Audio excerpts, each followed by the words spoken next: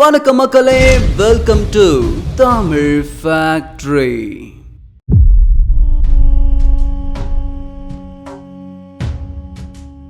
தூரத்தில் அந்த அலைகளுக்கு நடுவே சத்தம் கேட்கிறது. புலிக்கொடி வேந்தே வாருங்கோல், நாவாய் புறப்படுகிறது வாருங்கோல், தஞ்சை அழைக்கிறது வாருங்கோல். அரசன் ஆனந்த கண்ணீரோடு உயிர் விடுகிறான்.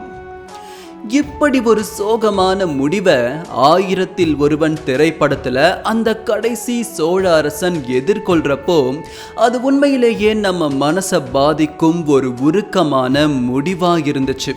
உண்மையை சொல்ல போனா சோழர்களுடைய அந்த இறுதி முடிவுங்கிறது ஏறத்தாழ 13-14ஆம் நூற்றாண்டிலேயே வந்துடுச்சு.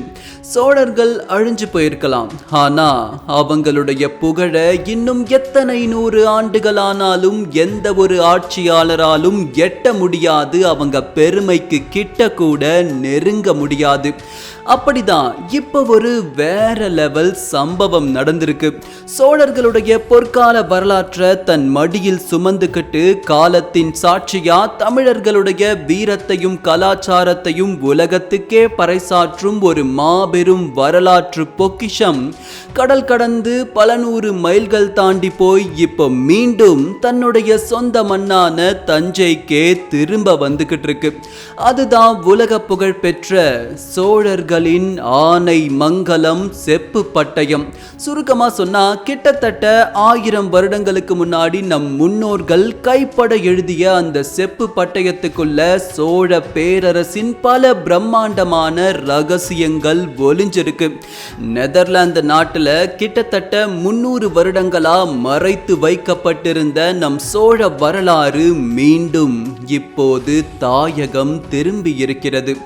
யானை கொண்டு நிலத்தை அளந்ததில் இருந்து ஈழ தேசம் முழுவதையும் போர்க்களத்தில் கைப்பற்றி சோழ மண்ணில் சூடாமணி புத்த விகாரத்திற்கு கொடை கொடுத்தது வரை பல வியப்பூட்டும் ரகசியங்கள் அந்த ஏடுகளில் ஒளிந்திருக்கிறது. அந்த செப்பு பட்டயங்கள் வாயிலாக மீண்டும் ஒரு முறை சோழ தேசத்திற்குள் பயணிக்க தயாராகுங்கள். இது தமிழ் ஃபேக்டரியின் லெஜெண்டரி ஹிஸ்டரிஸ் உங்கள் வழியில்.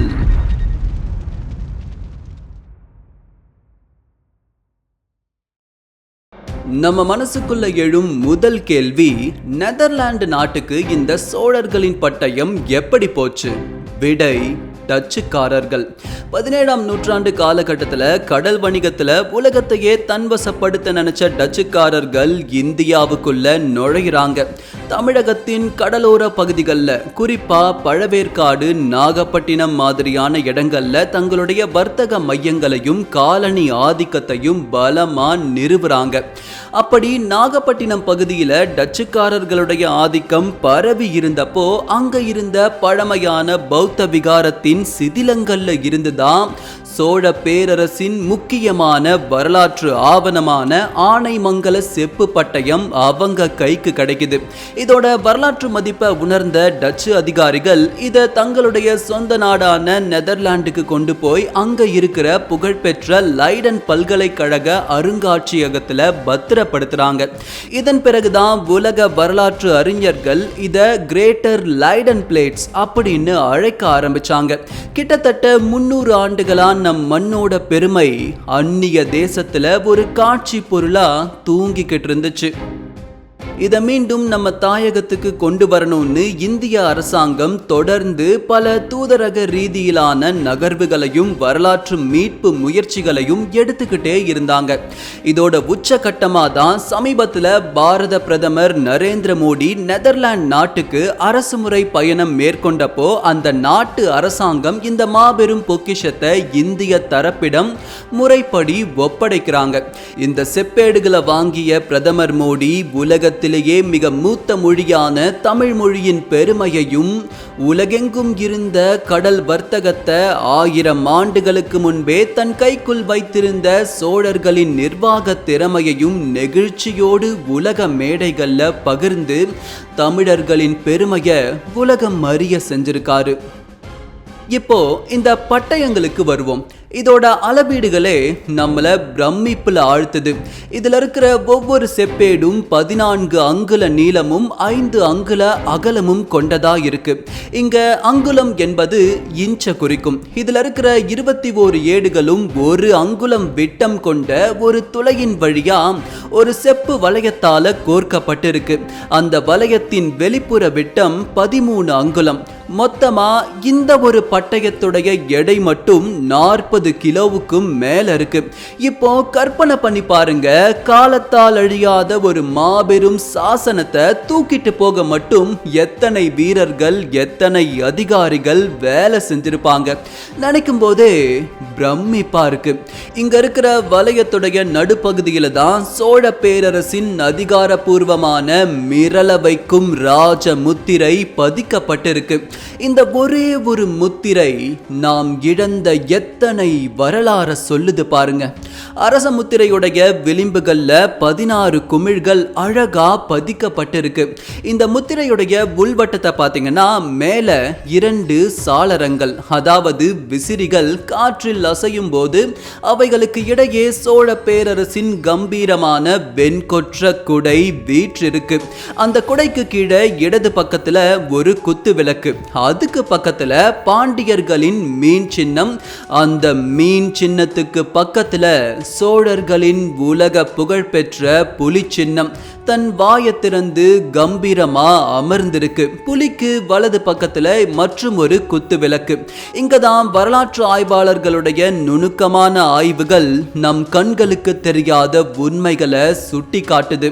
இந்த முத்திரையை நல்லா கூர்ந்து கவனிச்சிங்கன்னா சோழர்களின் புலி சின்னத்துடைய வால் பகுதி பாண்டியர்களின் மீன் சின்னத்தை லேசா தொடுற மாதிரி அமைக்கப்பட்டிருக்கும். இதுக்கு என்ன அர்த்தம்னா, சோழர்களால் வெல்ல பாண்டியர்கள் எப்போதும் இனி புலியின் வாலுக்கு பின்னாடிதான், அதாவது சோழர்களுக்கு பின்னாடிதான் பாண்டியர்கள்னு உணர்த்தும் குறியீடு இது. இதை விட இன்னொரு ஆச்சரியமான குறியீடும் இந்த முத்திரையில ஒளிஞ்சிருக்கு.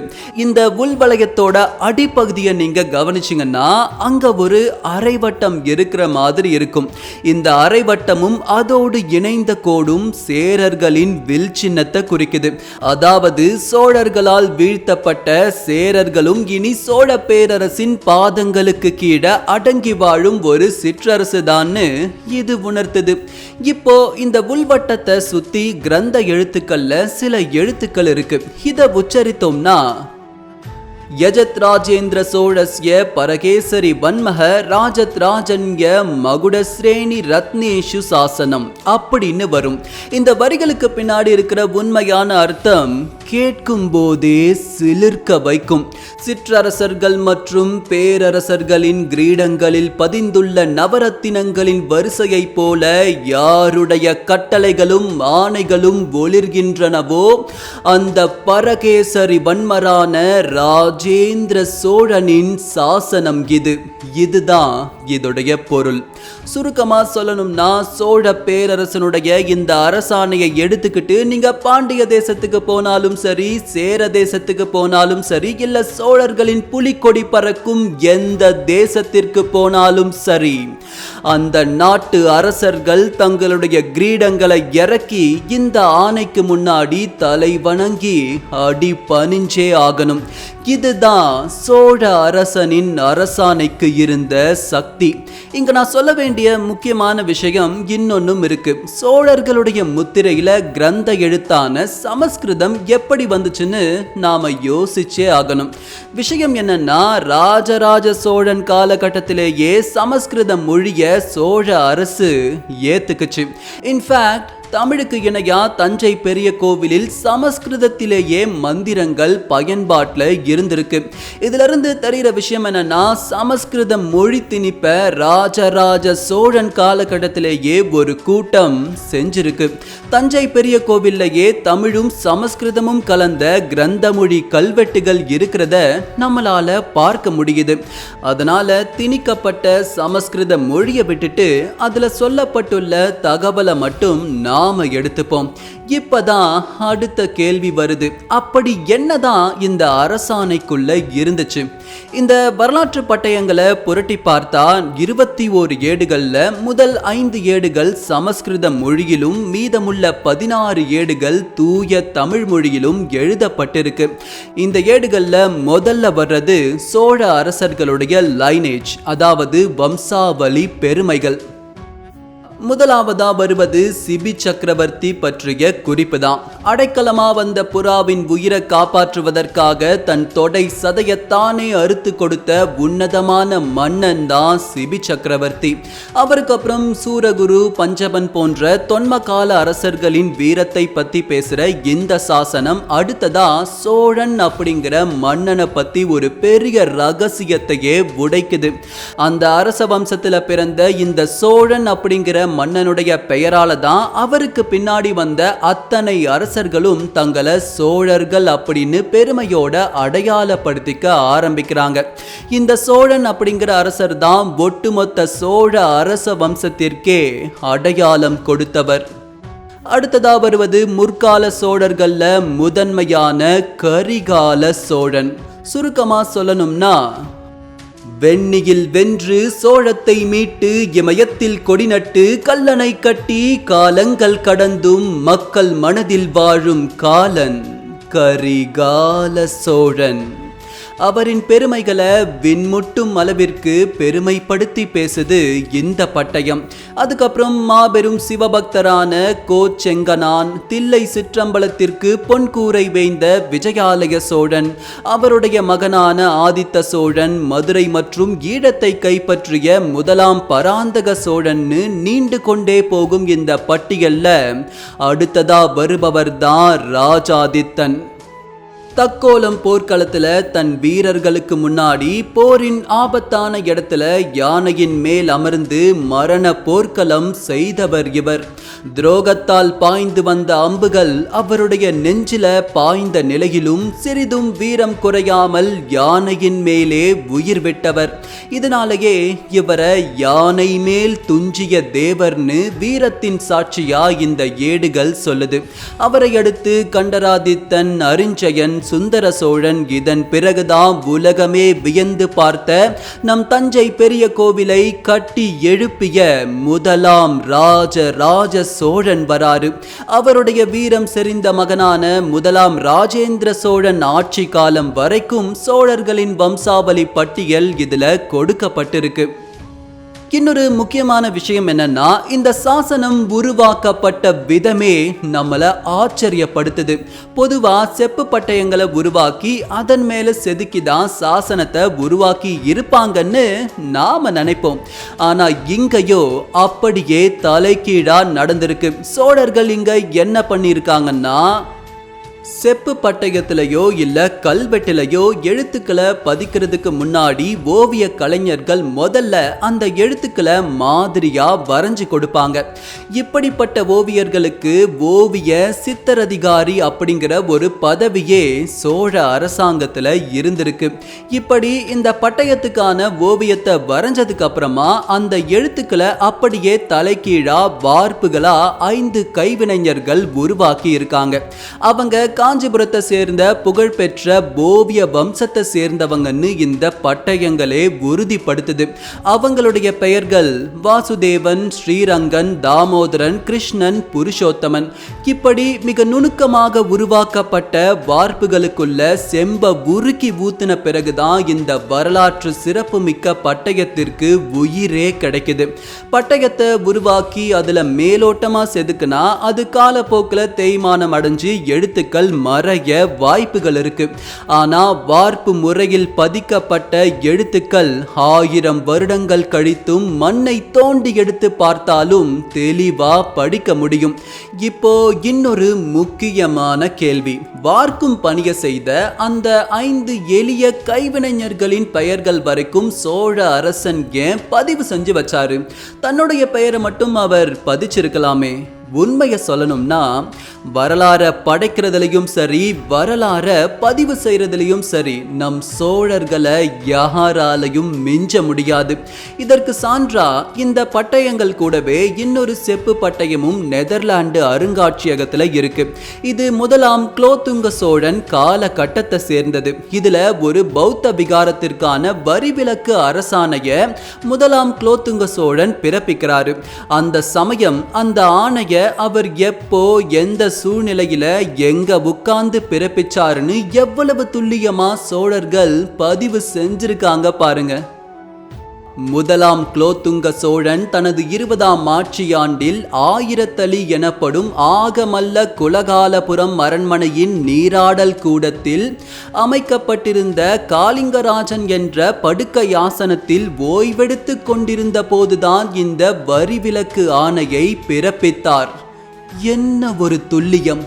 ராஜா குளிச்சுட்டு வந்து எந்த கட்டில்ல படுத்து ஓய்வெடுக்கும் போது இந்த உத்தரவை போட்டாருங்கிற வரைக்கும் எழுதி வச்சிருக்காங்க. அது மட்டும் இல்லாம கடாரத்து மன்னனின் சார்பாக பௌத்த விகாரங்களுக்காக இந்த வரிவிலக்கு கோரிக்கையை நேரில் வந்து விடுத்த அந்த வெளிநாட்டு தூதுவர்களின் பெயர்களை கூட இந்த பட்டயத்துல தெளிவா குறிப்பிட்டிருக்காங்க. அவங்களுடைய பெயர்கள் ராஜ வித்யாதர ஸ்ரீ சாமந்தன் மற்றும் அபிமானோ துங்க ஸ்ரீ சாமந்தன். இந்த அரசாணைய அரச கட்டளைப்படி ஒரு எழுத்து பிழை கூட இல்லாம துல்லியமா எழுதியிருப்பாருல ஒரு அரசு அதிகாரி, அவருடைய பெயரையும் விட்டு வைக்கல. அவர் பெயர் உள்கொடி விக்ரம பரண தெரிந்த வலங்கை வேலைக்காரர்களில் ஒருவரான நிலையுடையா பனையன் நிகரிலி சோழ மதுராந்தகன் அப்படின்னு அவர் பெயரும் இதுல இருக்கு. எப்போ யார் இதை எழுதியது, எந்த கோரிக்கையை யார் வந்து வைத்தது, யார் இதை எழுதி கொடுத்ததுன்னு ஒட்டுமொத்த பின்னணியும் உலக வரலாற்றிலேயே இவ்வளவு துல்லியமா பதிவு செஞ்ச பேரரசு எனக்கு தெரிஞ்சு வேற யாரும் இல்லை. மீண்டும் நாம மாமன்னன் ராஜேந்திர சோழனால் பதிக்கப்பட்ட அந்த செப்பு பட்டயத்திற்கே வருவோம். இதுக்கப்புறம் தான் இந்த சாசனம் இயற்றப்பட்டதற்கான உண்மையான காரணத்தையே இந்த செப்பேடு நமக்கு விளக்குது. 11ஆம் நூற்றாண்டு காலகட்டத்தில் கடல் கடந்த தேசங்களான ஸ்ரீவிஜயம் மற்றும் கடாரத்தின் மன்னனாக இருந்தவர் தான் சூளாமணிவர்மன். அவருடைய மகனான மார விஜயோத்துங்க பர்மன் நாகப்பட்டினத்துல ஒரு பெரிய பௌத்த விகாரத்தை கற்றாரு. கடல் கடந்து வர்ற பௌத்த வணிகர்களும் துறவிகளும் தங்குறதுக்காக கட்டப்பட்ட அந்த விகாரத்துக்கு ராசராச பெரும்பள்ளின்னு பெயரும் இருந்தது. இந்த விகாரத்துல வாழக்கூடிய அந்த பௌத்த துறவிகளுக்கு உணவு, உடை, இருப்பிடம் மற்றும் அன்றாட பராமரிப்பு செலவுகளுக்காக மாமன்னர் முதலாம் ராஜராஜ சோழன் தன்னுடைய 21வது ஆட்சி ஆண்டுல தஞ்சைக்கு பக்கத்துல இருக்கிற வளமான ஆனைமங்கலம் அப்படிங்கிற ஒட்டுமொத்த கிராமத்தையும் பள்ளி சந்தமா, அதாவது பிற மத விகாரங்களுக்கு வரிவிலக்கு அளிக்கப்பட்ட கொடை தானமா கொடுக்கிறாரு. இந்த கிராமத்தின் விளைநிலங்கள், குடியிருப்பு பகுதிகள், நீர்நிலைகள், கால்வாய்கள் உள்ளிட்ட ஒட்டுமொத்த பரப்பும் அந்த பௌத்த விகாரத்திற்கு தானமாக கைமாற்றப்படுது. ஆனைமங்கலம் கிராமம் இதுக்கப்புறம் சோழ அரசின் கருவூலத்திற்கு எந்த வரியும் செலுத்த தேவையில்லை. மாறா பௌத்த விகாரமே அந்த ஊரில் மக்கள் கொடுக்கும் வரிகளை தனக்கு சொந்த தேவைக்கு வசூலித்து பயன்படுத்தி கொள்ளலாம். அப்படி தள்ளுபடி செய்யப்பட்ட சில முக்கிய வரிகளின் பட்டியலும் இந்த பட்டயத்துல நம்மளால பார்க்க முடியுது. நாடாட்சி, ஊராட்சி வரிகள், தொழில் வரிகள், வியாபார வரிகள், இதர வரிகள், இப்படி அடுக்கிட்டே போகலாம். ஒரு கிராமத்துல இருந்து அரசுக்கு வரவேண்டிய அத்தனை வருமானத்தையும் ஒரு பைசா கூட மிச்சம் வைக்காம பௌத்த விகாரத்துக்கே தாரை வார்த்து கொடுத்திருக்காரு ராஜராஜ சோழன். சோழர்களின் மத நல்லிணக்கத்திற்கு இது ஒரு மாபெரும் சான்று. ஆனா இங்கதான் கதையில ஒரு மிகப்பெரிய ட்விஸ்டே இருக்கு. நீங்க நல்லா கவனிச்சிங்கன்னா வரலாற்று ஆய்வாளர்கள் இந்த பட்டயங்களை ராஜேந்திர சோழரின் பட்டயம்னு தான் அழைக்கிறாங்க. ஆனா இந்த நிலதானத்தை முதல்ல பிறப்பித்தவர் ராஜேந்திர சோழன் கிடையாது, அவருடைய தந்தையான மாமன்னர் ராஜராஜ சோழன் தான். அப்புறம் எப்படி இது ராஜேந்திர சோழர் பெயரால வழங்கப்படுது? விஷயம் என்னன்னா, ராஜராஜ சோழன் இந்த மாபெரும் நிலதானத்தை வெறும் வாய்மொழியா தற்காலிக ஓலைச்சுவடியில மட்டுமே கொடுக்கிறாரு. அவர் இந்த தானத்தை முறைப்படி செப்பேடா மாற்றுவதற்கு முன்னாடியே இறந்து போறாரு. அவர் மறைந்த பிறகு அவருடைய சிம்மாசனத்துல ஏறிய அவருடைய வீரம் செறிந்த மகனான முதலாம் ராஜேந்திர சோழன் தன் தந்தையின் கட்டளைப்படியே ராஜராஜன் வாய்மொழியா கொடுத்த அந்த ஆனைமங்கல நிலதானத்தை நிரந்தர செப்பு பட்டயமா அதிகாரபூர்வமா அழியாத ஒரு ஆவணமா மாத்துறாரு. இத உறுதியா சொல்லக்கூடிய இன்னொரு சுவாரஸ்யமான மறைமுக ஆதாரமும் இந்த செப்பு பட்டயத்துடைய வரிகளுக்குள்ளேயே ஒளிஞ்சிருக்கு. இதை நீங்க கண்டிப்பா கேட்டாகணும். 2 பேரு, பிரம்மராயன் மற்றும் பல்லவராயன். இவங்க சோழ பேரரசுடைய உயரிய அதிகாரிகள். இவங்க இந்த சாசனத்துடைய ஆரம்பத்திலையும் கையெழுத்திட்டு இருக்காங்க, இறுதியிலையும் கையெழுத்து போட்டிருக்காங்க. இந்த ஆவணத்துடைய முதல் பகுதி எழுதப்படும் போது முதலாம் ராஜராஜ சோழனுடைய புகழ்பெற்ற பட்டப்பெயரான மும்முடி சோழன் என்பதை தாங்கி மும்முடி சோழ பிரம்மராயன், மும்முடி சோழ பல்லவராயன் அப்படின்னு இவங்க கையெழுத்திட்டு இருக்காங்க. இந்த ஆவணம் எழுத தொடங்கப்பட்ட போது ராஜராஜ சோழன் தான் உயிரோடு அரசரா இருந்திருக்காரு. ஆனா இதே பட்டயத்துடைய இறுதி பகுதிக்கு வந்தா அவங்களுடைய கையெழுத்துகள் ராஜேந்திர சோழ பிரம்மராயன் மற்றும் உத்தம சோழ பல்லவராயன் அப்படின்னு புதிய அரசரான ராஜேந்திர சோழன் பெயருக்கு மாற்றி பதிவு செய்யப்பட்டிருக்கு. இதிலிருந்து வரலாற்று அறிஞர்கள் ராஜராஜன் காலத்துல உருவான இந்த வரலாற்று ஆவணம் இறுதி செய்யப்படும் முன்பே அவர் இறந்திருக்கணும்னு சொல்றாங்க. இளவரசராக இருந்த ராஜேந்திர சோழன் முழுமையான அரச அதிகாரத்தை அடைந்து அரியணை ஏறிய பிறகுதான் இது செம்பு பட்டயமா மாறுச்சுங்கிறத இந்த அதிகாரிகளுடைய கையெழுத்து மாற்றங்கள் தெளிவா சொல்லுது. நான் முன்னாடி சொன்ன மாதிரி தான் வரலாறு இவ்வளவு நுணுக்கமா பதிவு பண்றதுல சோழர்களுக்கு நிகர் சோழர்கள் மட்டும்தான். இது ஒரு புறம் நமக்கு ஆச்சரியத்தை கொடுத்தாலும் இதை விட நம் உணர்வுகளை உச்சத்துக்கே கொண்டு போற இன்னொரு விஷயமும் இருக்கு. இந்த கிராமத்தை அந்த பௌத்த விகாரத்துக்கு கொடையாக கொடுத்தப்போ சோழ தேசமே அதை ஒரு திருவிழாவா மக்கள் முன்னாடி கொண்டாடி இருக்கு. இப்படிப்பட்ட ஒரு கலாச்சார சடங்க தமிழ் இனத்தை தவிர இந்த உலகத்துல வேற எந்த ஒரு இனத்தின் வரலாற்றிலையும் நாம பார்க்கவே முடியாது. அந்த கொடை விழாவிற்கு பெயர் பிடி சூழ்ந்து பிடாகை நடத்தல். இதோட பொருள் என்னன்னா, பிடி என்றால் பெண் யானை, சூழ்ந்து என்றால் சுற்றி வருதல், பிடாகை என்பது கிராமத்தை சுற்றியுள்ள சிறிய கிராமங்கள் அல்லது எல்லை பகுதிகளை குறிக்கும். ஆக சுருக்கமா சொன்னா கொடையாக கொடுக்க வேண்டிய அந்த ஆனைமங்கலம் நிலத்தின் எல்லைகளை துல்லியமா தீர்மானிக்க ஒரு பெண் யானைய கிராமத்தின் எல்லையில நடக்க விடுவாங்க.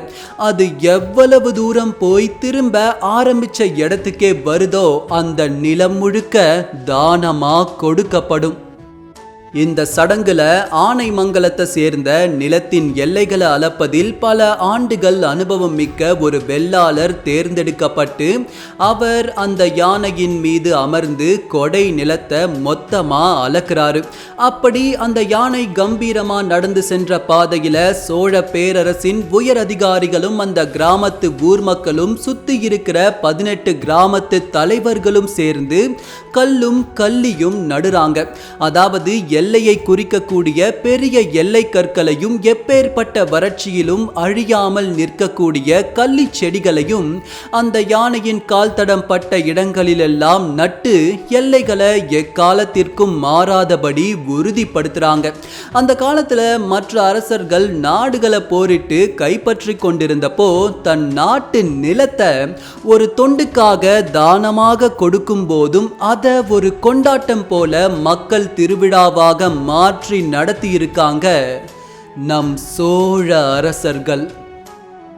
இப்படி நம் சோழ அரசர்களின் உலகளாவிய வீரம், நிர்வாகத்திறன், மக்களை மதித்த மாண்பு, கடல் கடந்த வர்த்தக உறவு, மத நல்லிணக்கம், இப்படி பல பெருமைகளை தன் மடியில தாங்கிய அந்த ஆனைமங்கலம் செப்பு பட்டயம் எத்தனை 100 ஆண்டுகள் அந்நிய தேசத்துல சிறைப்பட்டு கிடந்துட்டு இப்பதான் மீண்டும் தாய் தேசத்திற்கே, தன் சொந்த தஞ்சை மண்ணுக்கே திரும்பி இருக்கு. காலத்தால் அழிக்க முடியாத அந்த செம்பின் மீது செதுக்கப்பட்ட வரிகள் நம் கடந்த கால வரலாற்றின் அழிக்க முடியாத சாட்சி. அந்த மாபெரும் பொக்கிஷத்துல இருந்து ஏதோ என்னால முடிஞ்ச ஒரு சில துணுக்குகளை மட்டும்தான் இப்போ உங்க பார்வைக்கு முன்னாடி நான் கொண்டு வந்திருக்கேன். இன்னும் அந்த செப்பு பட்டயங்கள் மேலும் ஆழமான வரலாற்று ஆய்வுக்கு உட்படுத்தப்பட்டா நம்முடைய கற்பனைகளையும் கடந்து 1000 ஆண்டுகளுக்கு முன்பு வாழ்ந்த தமிழர்களின் பல வியப்பூட்டும் வரலாறு வெளிவரலாம். காலம் மாறலாம், ஆட்சிகள் மறையலாம், ஆனால் கடல் கடந்து தமிழனின் புகழை பாடும் இந்த சோழர் காலத்து செப்பேடுகள் தமிழினம் இந்த உலகத்தில் வாழும் வரை நம் பெருமையின் உச்சமாய் நிலைத்து நிற்கும். அட ஆமாங்க, நிஜமாவே இந்த ஒரு கண்டென்ட்டை உருவாக்க பல மணி நேரங்கள் நான் செலவு செஞ்சிருக்கேன். நம் வரலாறையும் பெருமைகளையும் எடுத்து சொல்ல எனக்கு எந்த கஷ்டமும் இல்லை. ஆனா இதுக்கு நீங்க கொடுக்கிற ஆதரவு பெரிதா இருந்தா என்னால இதை விட வேகமாவும் இதை விட துல்லியமாவும் தரவுகளோடு நம் கடந்த காலத்தை உங்க கண்களுக்கு முன்னாடி கொண்டு வர முடியும். அதுக்காக உங்ககிட்ட இருந்து நாங்க எதிர்பார்க்கிறது, எங்க பதிவுகள் உங்களுக்கு பிடிச்சிருந்துச்சுன்னா இந்த வீடியோவுக்கு லைக் பண்ணுங்க. நம்ம சேனலுக்கு சப்ஸ்கிரைப் பண்ணலனா இப்பவே சப்ஸ்கிரைப் பண்ணிக்கோங்க. இந்த பதிவை பத்தி உங்களுடைய கருத்துக்களை கீழே கமெண்ட் செக்ஷன்ல சொல்லுங்க. எல்லாத்தையும் நான் கண்டிப்பா படிப்பேன். இந்த மாதிரி பல சுவாரஸ்யமான பதிவுகளோடு விரைவில் சந்திப்போம். இது உங்களின் தமிழ் ஃபேக்டரி. நன்றி.